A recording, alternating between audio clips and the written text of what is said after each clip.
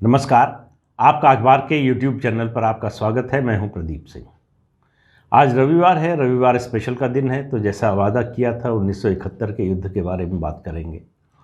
3 दिसंबर 1971 शाम को 5:30 बजे अचानक पाकिस्तान की एयरफोर्स ने भारत के 8 एयर बेसेस पर हमला कर दिया और भारत इसके लिए तैयार था। अचानक इसलिए कह रहा हूं कि भारत की तैयारी काफ़ी समय से चल रही थी। अगर 3 दिसंबर को पाकिस्तान ने ये आक्रमण नहीं किया होता तो 5 दिसंबर की तारीख तय थी भारत पाकिस्तान पर, ख़ासतौर से ईस्ट पाकिस्तान पर हमला करता, बांग्लादेश को स्वतंत्र कराने के लिए। ये इसकी योजना लंबे समय से यानी कि मार्च अप्रैल 1971 से बन रही थी और उसकी तैयारी अलग अलग मोर्चे पर हो रही थी।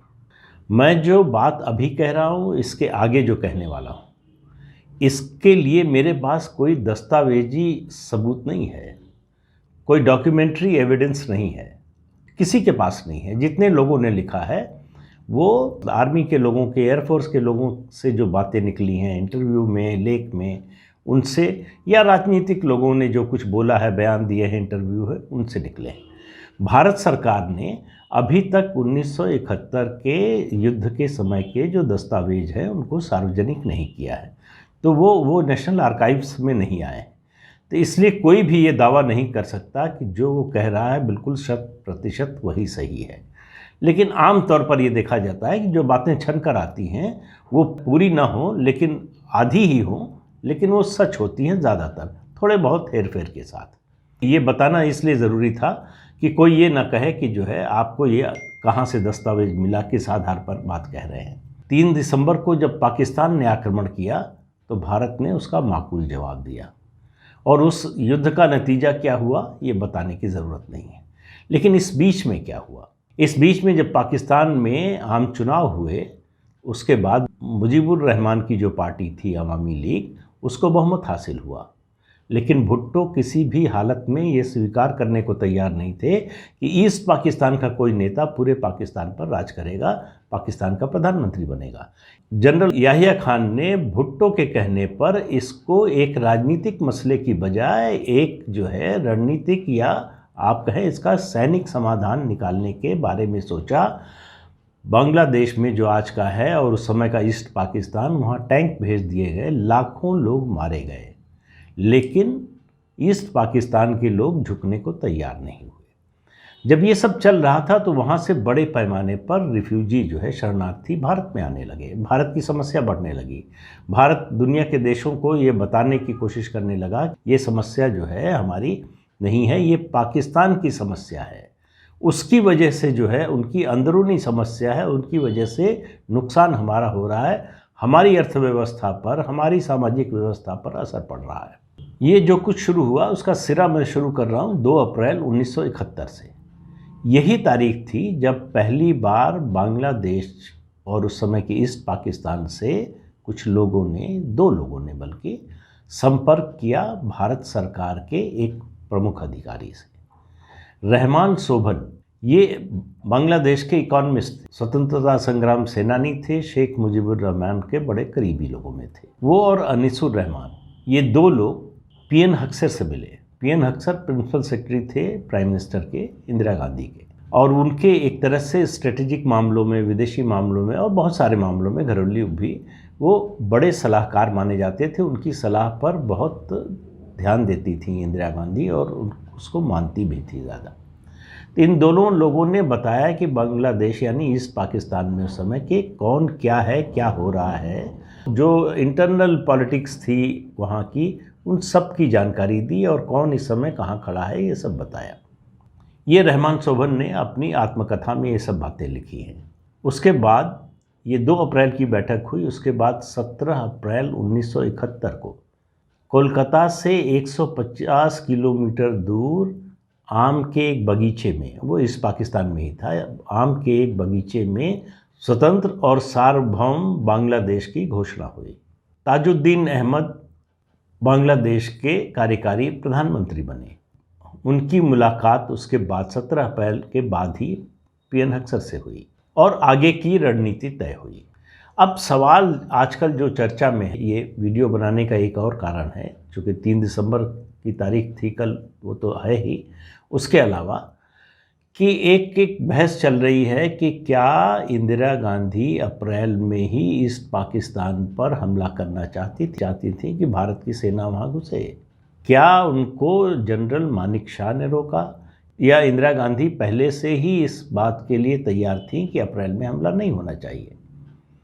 अब ये मुद्दा ऐसा है कि जो अलग अलग पक्षों से निकल कर आ रहा है उसके आधार पर ही इसके बारे में कोई निष्कर्ष निकाला जा सकता है।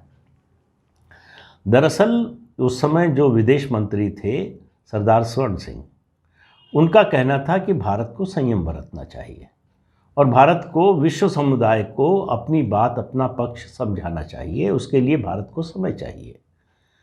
इंदिरा गांधी ने, अगर आपको याद हो, तो उस समय कई देशों को अपना पक्ष बताने के लिए, पाकिस्तान में क्या हो रहा है, उसकी वजह से भारत को क्या समस्या हो रही है और विश्व समुदाय को इस समस्या के बारे में किस तरह से सोचना चाहिए, इन सब के लिए समझाने बताने के लिए लोकनायक जयप्रकाश नारायण की मदद ली थी। उनको कई देशों में भारत का दूत बनाकर भेजा गया था और उनकी ये यात्राएं बड़ी सफल रहीं। विश्व समुदाय को इस बारे में जानकारी देने और उनको कन्विंस करने में उनकी बड़ी भूमिका रही। इसके अलावा भारत के जो है हाई कमीशन और एम्बेसीज और उनके एम्बेसडर, वहाँ जो लोग थे डिप्लोमेटिक लोग, उनका भी योगदान रहा। स्वर्ण सिंह जून 1971 में अमेरिका के दौरे पर गए, अमेरिका से बात करने के लिए। वहाँ जाकर उनको पता चला कि अमेरिका बड़ी मात्रा में हथियार भेज रहा है पाकिस्तान, तो उनको समझ में आ गया कि अमेरिका से ज़्यादा मदद नहीं मिलने वाली। ये युद्ध शुरू होने से 1 महीने पहले इंदिरा गांधी भी गई थी। उस समय निक्सन थे अमेरिका के राष्ट्रपति, रिचर्ड निक्सन, और हेनरी किसिंजर जो है उनके विदेश मंत्री थे, सेक्रेटरी ऑफ स्टेट। ये दोनों भारत और इंदिरा गांधी के खिलाफ थे और ये दोनों पाकिस्तान समर्थक थे। ये बात पहले से भी पता थी और इस यात्रा के बाद इंदिरा गांधी को पूरी तरह से समझ में आ गई। इंदिरा गांधी का अपमान भी करने की रिचर्ड निक्सन ने कोशिश की, लेकिन उसका इस तरह से जवाब दिया उन्होंने, इंदिरा गांधी ने, कि मुझे नहीं लगता कि किसी देश के प्रधानमंत्री ने अमेरिका के राष्ट्रपति को इस तरह का जवाब दिया होगा। और उसकी चर्चा डिप्लोमेटिक सर्कल्स में आज तक होती है कि जिस तरह का दृढ़ता से, आत्मविश्वास से जवाब दिया भारत, जिसकी उस समय स्थिति आर्थिक रूप से, सामरिक रूप से अमेरिका की तुलना में बहुत कमज़ोर थी, आज जो है उससे बहुत ज़्यादा कमज़ोर थी, तब भी इसीलिए उनको ये घटनाएं बनी जिनकी वजह से इंदिरा गांधी को आयरन लेडी की संज्ञा दी गई। लेकिन वो मुद्दा, वो किस्सा फिर कभी, अभी बात हो रही है 71 की। तो अब ये अप्रैल का महीना चल रहा है 1971 का। भारत सोवियत संघ की ओर उम्मीद की नज़र से देख रहा था। भारत को लग रहा था कि अगर इस पूरे मामले में सोवियत संघ उसके साथ आएगा तो अमेरिका, चीन, पाकिस्तान तीनों को बैलेंस किया जा सकेगा। डीपी धर उस समय भारत के राजदूत थे मॉस्को में। उन्होंने संदेश भेजा कि सोवियत संघ का समर्थन पक्का नहीं है और वो और उनके साथी कोशिश कर रहे हैं कि भारत सोवियत मैत्री की संधि हो जाए। अब इस संधि का प्रस्ताव पहले सोवियत संघ ने 1969 में 1969 में दिया था, लेकिन भारत उस समय तैयार नहीं हुआ था।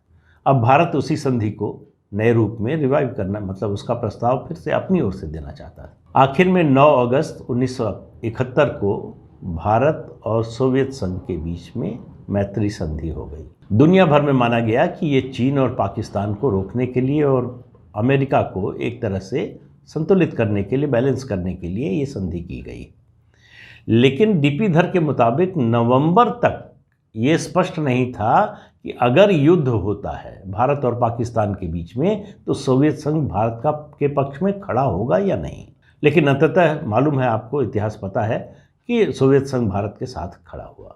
ऐसा बताते हैं कि इंदिरा गांधी और पीएन हक्सर दोनों को लग रहा था, और सरदार स्वर्ण सिंह को भी, कि अगर मार्च अप्रैल में भारत कोई मिलिट्री एक्शन करता है तो विश्व समुदाय का समर्थन नहीं मिलेगा।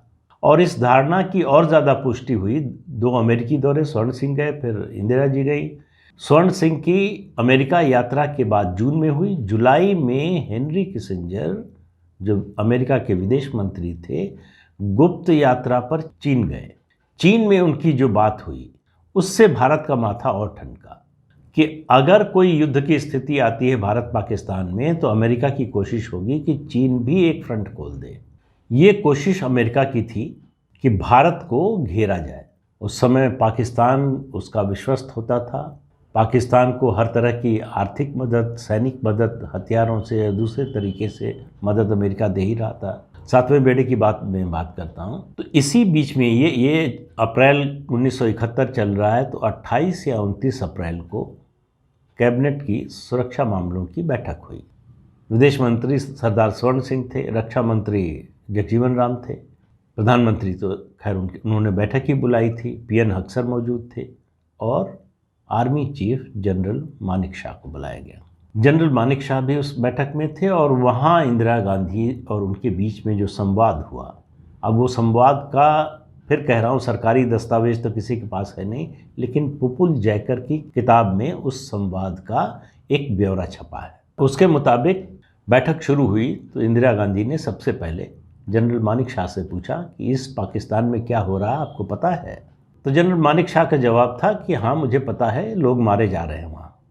इंदिरा गांधी ने फिर कहा कि मुझे त्रिपुरा, मणिपुर, असम और पश्चिम बंगाल के मुख्यमंत्रियों के टेलीग्राम आए। अब वो टेलीग्राम का ज़माना था, इंटरनेट और इस तरह की संचार सुविधा का ज़माना नहीं था। तो उन्होंने कहा टेलीग्राम आए हैं कि बड़ी संख्या में शरणार्थी आ रहे हैं। तो उन्होंने कहा कि मैं चाहती हूँ कि आप ईस्ट पाकिस्तान में घुसें। जनरल मानिक शाह ने कहा कि आप समझ रही हैं इसका मतलब होगा युद्ध। इंदिरा गांधी ने कहा मुझे फ़र्क नहीं पड़ता। जनरल मानिक शाह ने कहा कि अगर अप्रैल में पाकिस्तान से युद्ध होगा तो ये मानकर चलिए कि हमारी हार निश्चित है। अब भारत का सेनाध्यक्ष ये बात प्रधानमंत्री से कहे तो प्रधानमंत्री का नाराज़ होना बड़ा स्वाभाविक है। तो पुपुल जैकर ने लिखा है कि इंदिरा गांधी का चेहरा तमतमाता जा रहा था गुस्से से, लेकिन मानिक शाह अपनी बात कहने पर अड़े हुए थे और वो बोलते रहे। उन्होंने समस्याएं बताई। उन्होंने कहा कि अप्रैल के आखिर में, हम 28-29 अप्रैल को हैं, मई शुरू होने जा रहा है, मानसून शुरू हो जाएगा, नदियां उफान पर होगी, बाढ़ होगी और ट्रूप मूवमेंट जो है सिर्फ सड़क का मार्ग रह जाएगा और किसी तरीके से नहीं हो पाएगा। मौसम ख़राब होने के कारण बाई एयर लिफ्ट नहीं कर पाएंगे। इसके अलावा बड़ी संख्या में सेना के लोग पश्चिम बंगाल में नक्सल विरोधी अभियान में लगे, उनको वहाँ से विड्रॉ करने में समय लगेगा, फिर उनकी नए सिरे से ट्रेनिंग होगी थोड़े समय के लिए, उसके बाद ही उनका डिप्लॉयमेंट हो सकता है। उन्होंने कहा कि उन्हें वहाँ से निकालने, फिर ट्रेन करने और फिर डिप्लॉय करने में, और ट्रेन से ही निकालना पड़ेगा और कोई तरीका नहीं है, क्योंकि एयरफोर्स जो है उसके लिए काम करना इस मौसम में मुश्किल हो जाएगा। तो इसमें 1-1.5 महीने का समय लगेगा, मेरे हाथ बंध जाएंगे। फिर उन्होंने कहा कि ये फसल कटने का समय है, इस समय पंजाब हरियाणा में फसल कट रही है और हमको अगर ट्रूप मूवमेंट कराना है सड़क के मार्ग से तो हमको पूरा जो सड़क का रास्ता है उसको टेक ओवर करना पड़ेगा। तो अनाज का मूवमेंट रुक जाएगा। अनाज का मूवमेंट रुकने का मतलब है कि देश में अन्न का संकट पैदा हो सकता है, उसकी वजह से भुखमरी आ सकती है। और उसके बाद उन्होंने बताया कि हो सकता है कि अगर हम युद्ध में जाएं पाकिस्तान के साथ तो पाकिस्तान की मदद के लिए चीन भी अपना फ्रंट खोल दे। पुपुल जैकर ने लिखा कि जैसे जैसे मानिक शाह बोलते जा रहे थे, इंदिरा गांधी का पारा चढ़ता जा रहा था, उनका चेहरा तमतमाता जा रहा था। वो समझ रही थी कि जो वो कह रही हैं मानिक शाह उसका विरोध कर रहे हैं। देश की प्रधानमंत्री अपने सेनाध्यक्ष से कह रही हैं कि इस पाकिस्तान में घुसो, हमला करो, और उनके सेनाध्यक्ष बता रहे हैं कि इस समय हमले का मतलब हार निश्चित है। ऐसे में प्रधानमंत्री को गुस्सा आना तो स्वाभाविक है। उन्होंने उसी मानिक शाह को सुनने के बाद कहा कि ये मीटिंग जो है पोस्टपोन की जाती है, शाम को 4:30 बजे फिर से बैठक होगी। सब लोग निकलने लगे तो इंदिरा गांधी ने जनरल मानिक शाह से कहा कि आप रुक जाइए। जनरल मानिक शाह समझ गए कि उनकी नाराज़गी है, उसका उनको खामियाजा भुगतना पड़ेगा। तो उन्होंने उससे पहले कि प्रधानमंत्री कुछ कहती, उन्होंने कहा कि मुझे मालूम है आप नाराज़ हैं, अगर मेरी इस बात के लिए आप मेरा इस्तीफ़ा चाहती हैं तो मैं इस्तीफ़ा देने के लिए तैयार हूँ। लेकिन इंदिरा गांधी थी, वो समझ रही थी कि जनरल मानिक शाह जो बात कह रहे हैं वो देश के हित में बोल रहे हैं और सेना की दृष्टि से, सामरिक दृष्टि से सही बात बोल रहे हैं। उन्होंने 2 वाक्य कहे। उन्होंने कहा, all right Sam, go ahead, I trust you. ये प्रधानमंत्री का इस तरह का विश्वास अपने सेनाध्यक्ष में, इसी वजह से 71 का युद्ध जो इतना कामयाब हुआ, जो इतनी बड़ी कामयाबी मिली, उसका कारण ये था कि पॉलिटिकल लीडरशिप और मिलिट्री लीडरशिप में बिल्कुल सिंक्रोनाइजेशन था, सामंजस्य ऐसा था कि दोनों मिलकर और दोनों एक बात पर, जो एक अगर विरोध कर रहा है दूसरा दूसरी दिशा में बोल रहा है, दोनों ने समझा मौके की नज़ाकत और उसके अनुसार जो है वो फैसले लिए। इस कारण से 71 का युद्ध, जितने युद्ध हमने लड़े उनमें सबसे कामयाब युद्ध इसलिए रहा। दूसरा कारण भी था। तो उसके बाद ये बताते हैं कि जो अगली बैठक हुई उसमें तय हुआ, 5 दिसंबर की तारीख तय हुई कि 5 दिसंबर को भारत हमला करेगा पाकिस्तान पर, ईस्ट पाकिस्तान पर। इसकी तैयारियां शुरू हो गई। समय था मई से लेकर लगभग 6 महीने का समय तैयारी के लिए था, और मई से लेकर ये जो 6 महीने का समय मिल रहा था, ये डिप्लोमेटिक ऑफेंसिव के लिए समय था, भारत सरकार के लिए, प्रधानमंत्री के लिए, कि विश्व समुदाय को बताएं कि भाई हम इतने शरणार्थियों का बोझ नहीं झेल सकते। अमेरिका ने जब विरोध किया, कहा कि आप मिलिट्री एक्शन लेंगी तो हम साथ नहीं देंगे, आपको इसका खामियाजा भुगतना पड़ेगा। तो इंदिरा गांधी का जवाब था कि हम मिलिट्री एक्शन में हमारा कोई इंटरेस्ट नहीं है, ये हमारी समस्या नहीं है, हमारा पाकिस्तान से झगड़ा नहीं है, ये उनका इंटरनल मामला है। अगर अमेरिका को लगता है कि ऐसा नहीं होना चाहिए तो वो अपने प्रभाव का इस्तेमाल करे और वहाँ शांति बहाल करे। लेकिन अमेरिका जो है, 3 दिसंबर को जब पाकिस्तान ने आक्रमण कर दिया, तो उसके बाद, उस समय इंदिरा गांधी कोलकाता में थी। रात 12 बजे के बाद उन्होंने देश को संबोधित किया ऑल इंडिया रेडियो पर, और उसमें बांग्लादेश के लोगों की वीरता की प्रशंसा की। और इंदिरा गांधी का डिप्लोमेटिक शिफ्ट आप देखिए कि धीरे धीरे विश्व समुदाय को जब समझाने की कोशिश हो रही थी, तो उस दौरान अपने बयानों में, अपने जो इंटरव्यूज़ दिए उन्होंने दिए, उसके अलावा विदेश मंत्री ने जो दिए, इस सरकार के लोग जो दे रहे थे, ईस्ट पाकिस्तान से धीरे धीरे बात हटाकर जो है ईस्ट बंगाल का शब्द इस्तेमाल होने लगा। बांग्लादेश बनने का माहौल बनाने में इस उनके स्टांस ने भी काम किया। लेकिन पाकिस्तान की हालत युद्ध में लगातार खराब होती जा रही थी। भारत की सेना ढाका के रास्ते पर थी, पहुंचने वाली थी। रावलपिंडी जो मिलिट्री हेडक्वार्टर है पाकिस्तान का, वहाँ से संदेश जनरल नियाज़ी को, जो ईस्ट पाकिस्तान में मोर्चा संभाले हुए थे, उनसे कहा जा रहा था, लेफ्टिनेंट जनरल नियाज़ी से, कि बस 7वां बेड़ा अमेरिका का पहुंचने ही वाला है, इसलिए चिंता करने की कोई बात नहीं है। और एक ये बात तो सही थी कि 7वां बेड़ा चल चुका था पाकिस्तान की मदद के लिए, लेकिन उसके पहुंचने में समय था, और मुझे जहाँ तक याद है कि वो जब पहुंचा तब तक युद्ध समाप्त हो चुका था। और एक झूठ बोला गया जनरल नियाज़ी से, उन्हीं की देश की जो आर्मी इस्टेब्लिशमेंट था उसने झूठ बोला, और ये कहा कि चीन भी जो है वो नेफा का बॉर्डर खोलने वाला है, तो भारत के लिए और मुश्किल हो जाएगी। लेकिन भारत की सेना ढाका पहुंची, जनरल नियाज़ी का जो है वो आत्मसमर्पण हुआ। दुनिया के इतिहास में ये बहुत बड़ी घटना है कि 90,000 सैनिक आत्मसमर्पण करें, और इतनी बड़ी कामयाबी आर्मी की, उसको हमने समझौते की मेज पर गंवा दिया। शिमला समझौता जो 1972 में हुआ, जुल्फ़िकार अली भुट्टो और इंदिरा गांधी के बीच में, भारत पाकिस्तान के बीच में। उस समय इंदिरा गांधी और उनके सलाहकार भी चाहते थे कि यही समय है कश्मीर पर नेगोशिएशन कर लिया जाए, कि कश्मीर का जो हिस्सा पाकिस्तान ने कब्जा कर रखा है वो दे दे। युद्ध के दौरान भारत ने जिन इलाकों पर कब्जा किया है वो छोड़ देगा, 90,000 सैनिक छोड़ देगा। लेकिन इमोशनल ब्लैकमेल किया जुल्फ़िकार अली भुट्टो ने, और उसमें इंदिरा गांधी आ गई।